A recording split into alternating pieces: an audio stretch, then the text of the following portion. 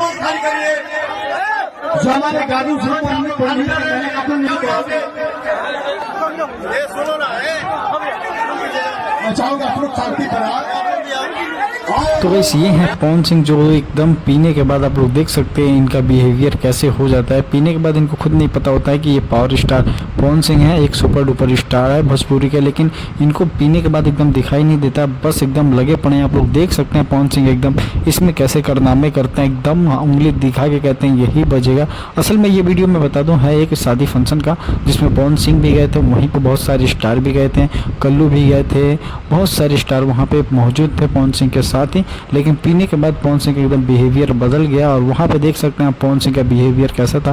बोल रहे हैं यही गाना चलेगा, यही चलेगा, ऐसा ही चलेगा। और पवन सिंह का ज़्यादा फैन फॉलोइंग वजह होने की वजह से बहुत ही सारी पब्लिक इनकी ही बात मानती है, और वहाँ पर भी बात माना गया। फिर मिलते अगले वीडियो में। Thank you for watching, bye bye.